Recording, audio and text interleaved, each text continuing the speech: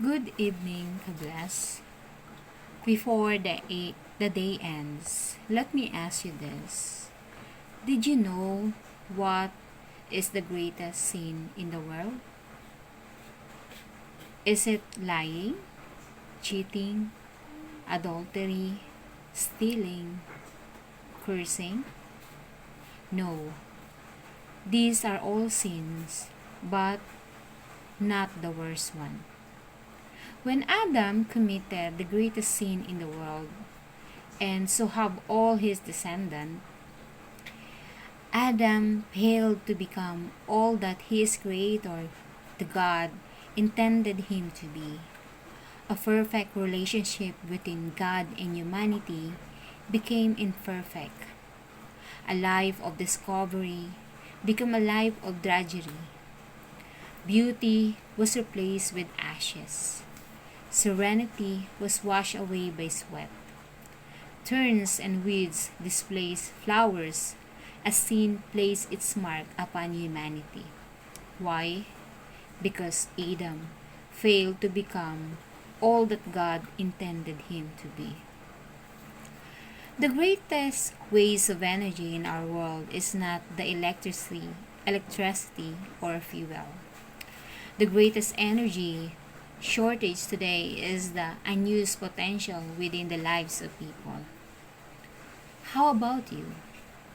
It's stated that the average person uses only about 10% of his or her potential. What could happen if each one of us could raise our potential level from 10% to 25% or even 50%? Now, let me share with you a positive, a, a three-step procedure that will enable us to become more the person God desires us to be. Step 1. Discover your potential. Now, there was a story about a young farm boy whose father raised chicken in the mountains of Colorado. One day, this adventurous boy climbed to a high place in the mountains and found an eagle's nest. He took an egg out of the nest, brought it back to the farm, and put it under a setting hen. The hen didn't know the difference. An egg was an egg to her. Her only instinct was to sit on her eggs until they hatch. So out came a little eaglet with a chicken, and they all lived a chicken's life together. The eaglet thought he was a chicken. He didn't have a mirror to look into to see that he looked differently. And for the time being, he was content to be with the chickens. When one's content with small crowd, you remain small yourself. If you live with critical people, you become critical. If you associate with negative, defeated people, then likely you will be negative and defeated also.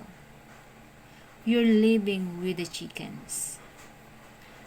But as the eaglet grew, he felt strange stirring within himself. Everyone or every once in a while he would think, there's more to me than a chicken. But he never did anything about it until one day an eagle flew over the chicken yard, and the little eaglet said, I am like that eagle. The eaglet felt the strain in his wings and thought, this narrow chicken yard is not for me. I want to see the sky and the mountain peaks.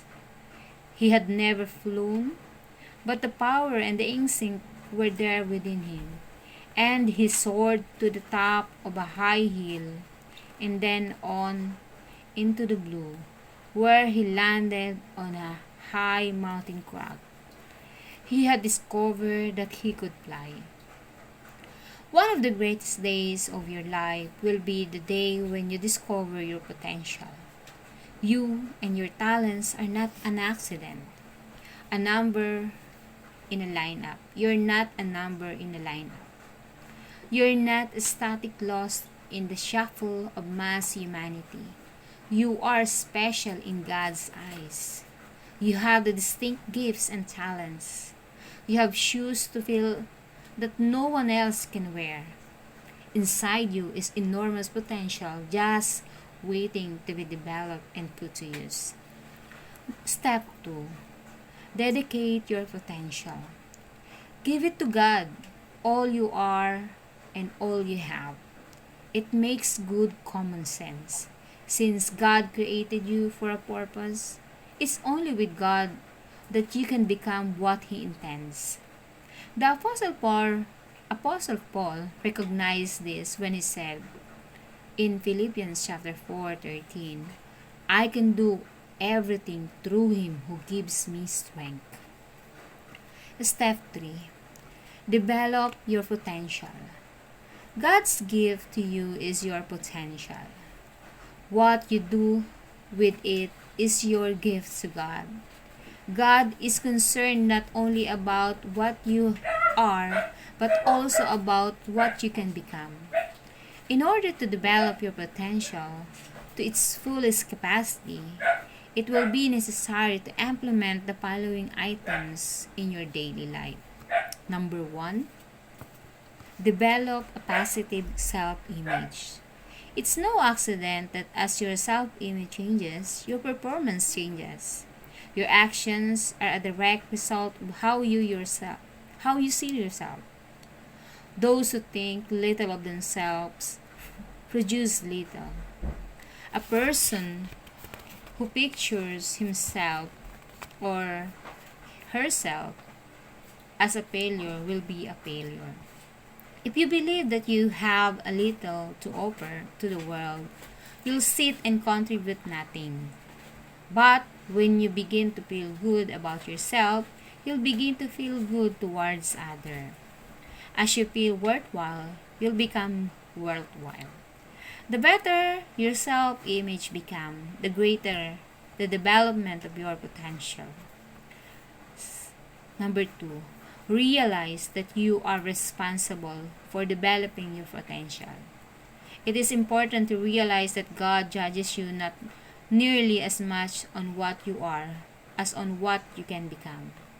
The Bible says in Luke chapter 12 verse 48, from everyone who has been given much, much will be demanded.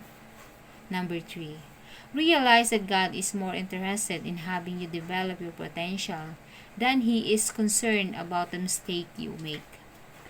For too long, individual churches have nitpicked people who have tried and failed. Therefore, the potential of these churches have never been realized because they major on shortcoming. God does not have a club in His hand waiting to beat down your desire to live an infected life. He has His hand outstretched to help you develop your life to its most faithful capacity. And number 4, get acquainted with others who are successful in developing their abilities. It's not by chance that winners spend time together. It's a well-known fact that after Roger Bannister broke the 4-minute mile, which most of the people thought could never be done, within 10 years, 336 other men have accomplished that same feat. Why? Because they were exposed to someone who exhibited more potential than what many felt they had. Now, an athlete named Jack Nicklaus has a goal to win more major tournaments than any other man in the history of golf. When a reporter asked him if he ever felt his record would be broken, he replied quickly, "Oh yes, all record will be broken sometime by someone." Why? Because men and women are always expanding their potential. It's interesting to note that on 1936, it became the qualifying standard for Olympic in 1972. Let me ask you this. What's your capacity? That's really hard to predict. Do you know who's breaking Tarzan's record today? 13-year-olds. Now let me challenge you. Get on your knees and ask God to forgive you for failing to be at your best. Then get up and discover your potential. Dedicate it to God and develop it by changing your self-image. Realize your responsibility. Acknowledge God's interest in you and acquaint yourself with others who have been successful in developing themselves. Now go out and break a record. God bless you.